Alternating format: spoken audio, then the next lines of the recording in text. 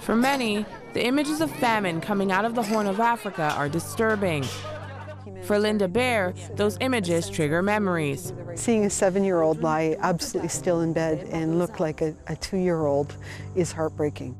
Bear is a nutrition specialist with UNICEF, a United Nations children's charity and advocacy group. We actually respond in areas of nutrition, in water sanitation, child protection, and education. In East Africa, drought and rising food costs have left millions of Kenyans, Ethiopians, and Somalians on the brink of starvation.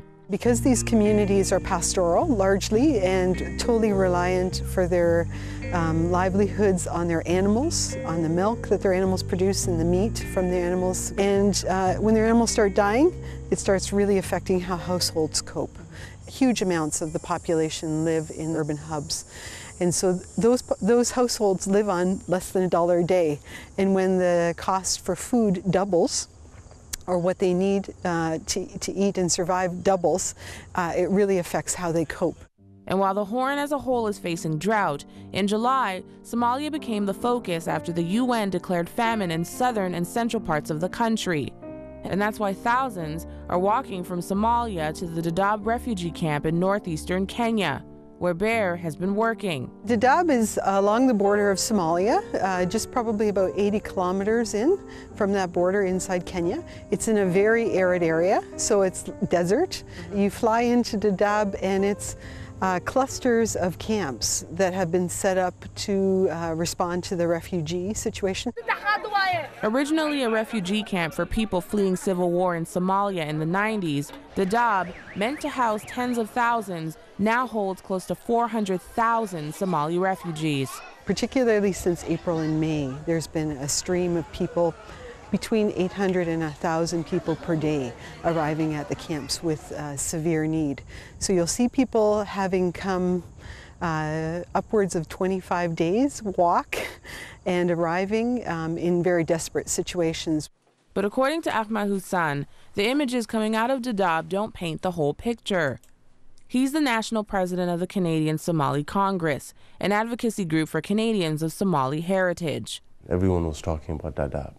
Well, Dadaab is not Somalia. Dadaab is deep inside Kenya, and it really doesn't reflect the true reality and the horror of the situation. We had friends of the organization who physically are inside Somalia in the epicenter of the famine. Northern Somalia is stable and was therefore able to prepare and access aid.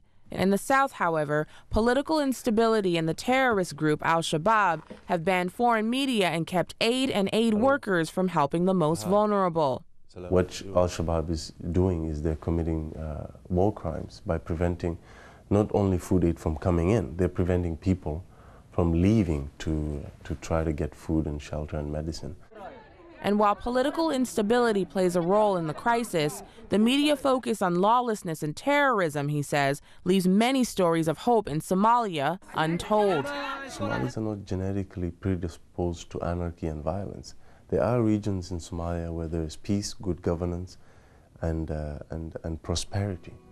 Even in Dadaab, Hassan says, refugees are helping those now fleeing the famine. The older, more established refugees in the camp shared their rations. They were able to assist them with building tents and homes and helping them with medicine. There are women in Dadaab who've adopted stray children who've just kind of made it to Dadaab. So people are resilient, they're creative, they help each other. Though they're a world away, the diaspora are also doing what they can. The Canadian Somali community has really stepped up. They have donated hundreds of thousands of dollars, raised even more from other communities, but also they've raised a lot of awareness about this. Canadians, Susan says, have also been more than generous. Canada as a whole, as a country, has punched above its weight in terms of its contribution. The Canadian government has put $72.5 million towards this famine, and that is way more per capita than other countries. Across Canada, people of faith are standing up for the Horn. Two organizations helping them do that are Urdo and Crossroads Missions. Founded in the 1980s, both Urdo and Crossroads Missions were there during the Ethiopian famine. More than 20 years later, they've returned to the Horn to assist in the relief effort. I can't imagine what it would be like to have to look at your child and say, I don't have.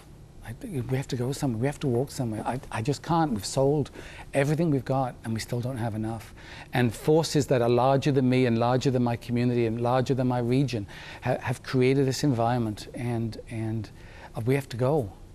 David Adcock is CEO of URDO, the Emergency Relief and Overseas Development arm of the Pentecostal Assemblies of Canada, an organization that includes more than 1,100 churches across the country. We've actually delivered food to 6,000 families.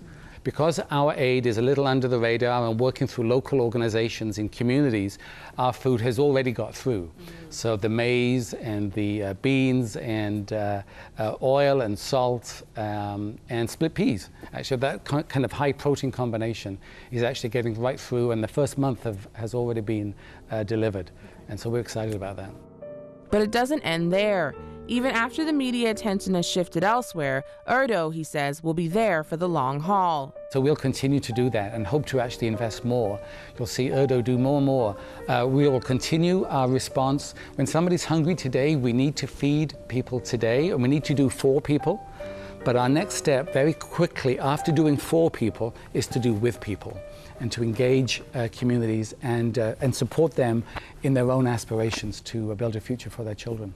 At Crossroads Missions, Director of Missions Dave Shelley says the ministry is targeting families outside of Dadaab. There's so many more within Kenya and Ethiopia and other places that need help as well. We're trying to find the pockets of people that are being kind of left behind because they're not in that large refugee camp. But for those who do choose to make the trek, Shelley says they're doing what they can to help them reach their final destination. We're targeting actually the people escaping from Somalia. So they're on the road, they're getting a small food handout while they travel, they're escaping from Mogadishu into Ethiopia or across the border into Kenya. So it's really helping them make that journey. In some areas, the food they're distributing is coming from an unlikely place, he says, one that gives him hope, even amidst the suffering. That's one of the good news stories that we have is a lot of our viewers have invested in Uganda, into these families that have left the IDP camp, gone back to their village with basically nothing, starting from scratch again. And we've helped them with plowing their land and giving them seeds and tools and things. And now, over the last few years, some of these farmers have become, many of them, self-sustaining. And what we've been able to do is to go in and buy maize and beans from them and transport it into Kenya to help with the food crisis. So that's one of the great things that has happened, is we've got Ugandans feeding Somalians and Kenyans and Ethiopians, and that's a wonderful, wonderful story. For many of the people in the Horn of Africa, the story isn't over yet.